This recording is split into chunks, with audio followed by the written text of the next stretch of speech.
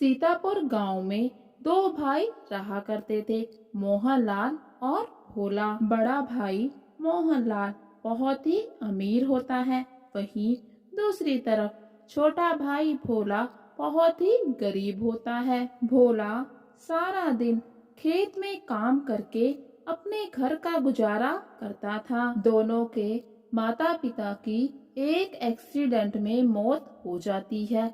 माता पिता के मरने के बाद बड़ा भाई मोहन बहुत ही चालाकी से सारी धन संपत्ति अपने नाम कर लेता है और छोटे भाई भोला को कुछ भी नहीं देता। वो भोला को सिर्फ एक छोटा सा खेत देता है।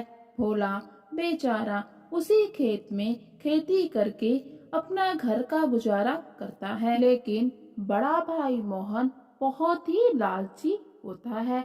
पूरी धन संपत्ति पाने के बाद भी उसका लालच खत्म नहीं होता। उसकी नजर अब छोटे भाई भोला की जमीन पर होती है, क्योंकि छोटे भाई भोला की जमीन बहुत ही उपजाऊ थी। इसी जमीन की बदौलत उसने अपने बेटे को शहर में पढ़ने के लिए भेजा था। और फिर एक दिन मोहन भोला के पास आता है और उससे कहता है, अरे भोला, मैंने सुना है कि तुमने अपने बेटे को पढ़ने के लिए शहर भेजा है, लेकिन भोला भाई, इतनी छोटी सी जमीन से तुम्हें कितनी कमाई होगी और फिर आगे चलकर तुम बेटे को कैसे पढ़ाओगे। बड़े भाई की बात सुनकर भोला कहता है, भैया, आप कहते तो बिल्कुल ठीक है, लेकिन अगर पढ़ाई के लिए पैसे कम भी पड़ेंगे तो मैं लोन ले लूंगा, लेकिन अपने बेटे को बहुत ज्यादा पढ़ाऊंगा ताकि उसको मेरी तरह जिंदगी में धक्के ना खाने पड़े। इस पर मोहन कहता है, अरे मेरे छोटे भाई, मेरे होते हुए तुम कहीं और से पैसे उधार क्यों लोगे? भला मैं तुम्हारा बड़ा भाई ऐसा होने दूंगा? मेरे होते मेरा छोटा भाई कहीं और जाकर पैसे मांगे, ऐसा नहीं हो सकता। तो फिर भोला कहता है, लेकिन भैया, आपका मतलब क्या है? मैं कुछ भी नहीं समझा। तो इस पर मोहन कहता है, अरे छोटे भाई, अगर तुम्हें बेटे की पढ़ाई के लिए पैसे ही चाहिए तो तुम मुझसे ले लो और बदले में अपने खेत मेरे पास गिरवी रख दो। तो फिर भोला कहता है, लेकिन भैया, मैंने आज तक आपसे या फिर गांव के किसी भी आदमी से पैसे उधार नहीं लिए, तो फिर मैं आज कैसे उधार ले सकता हूँ? तो इस पर चालाक मोहन बड़ी ही चालाकी से जवाब देता है और कहता है, अरे मेरे भाई भोले, अपने बड़े भाई से पैसे लेने में कैसा कर्ज? हम भाई भाई हैं। अगर हम ही एक दूसरे की मदद नहीं करेंगे तो फिर कौन करेगा? ऐसा करो, तुम मेरे पास अपने खेत गिरवी रख दो, जैसे गांव के सभी लोग रखते हैं, बदले में पैसे ले जाओ। लेकिन भोला इसके लिए मना कर देता है। वो कहता है, नहीं नहीं भैया, मैं अपने खेत आपके पास गिरवी नहीं रख सकता। मेरा घर इन्हीं खेत की बदौलत तो चलता है। इसी खेत की बदौलत ही मैंने अपने बेटे को शहर से बाहर पढ़ने के लिए भेजा है। मैं अपना खेत किसी भी कीमत पर गिरवी नहीं रखूंगा।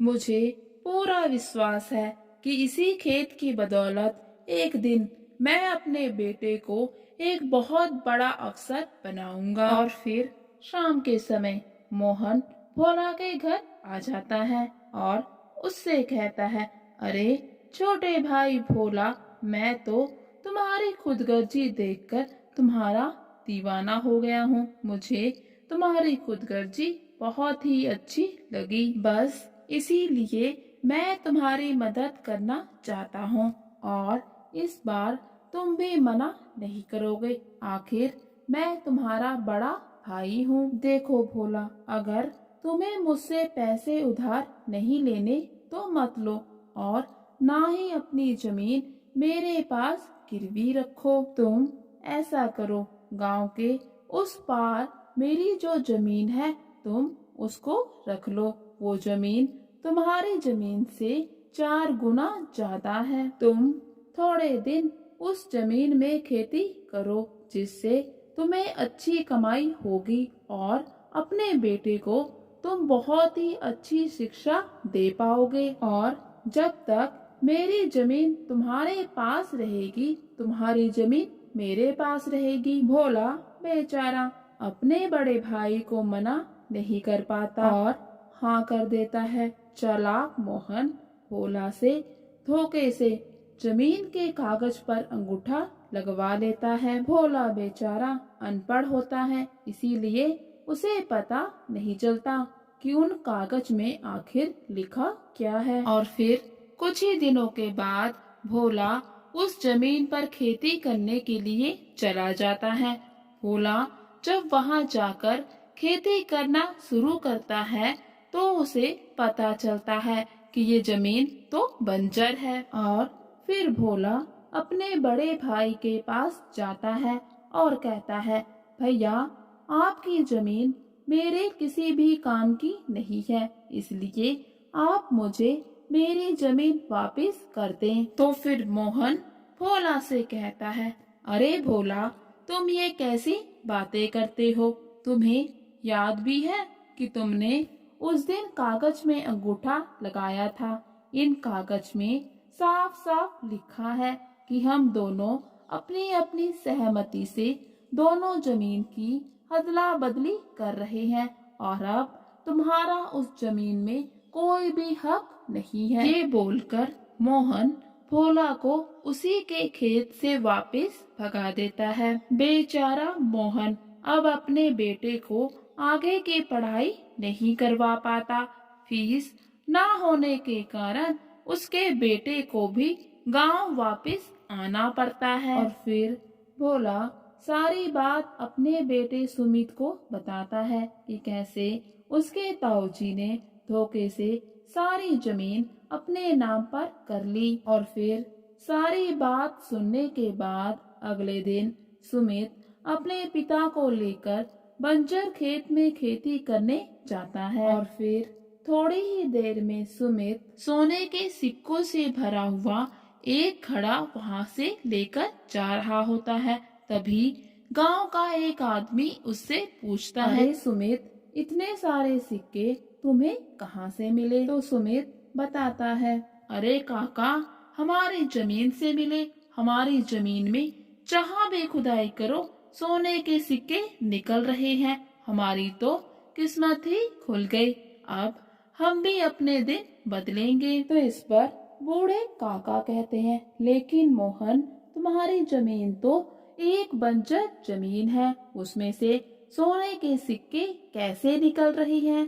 तो इस पर मोहन कहता है, अरे काका, अक्सर बंजर जमीन में ही खजाना निकला करता है, और आज हमारी बंजर जमीन में भी खजाना निकल गया। और फिर ये खबर पूरे गांव में फैल जाती है।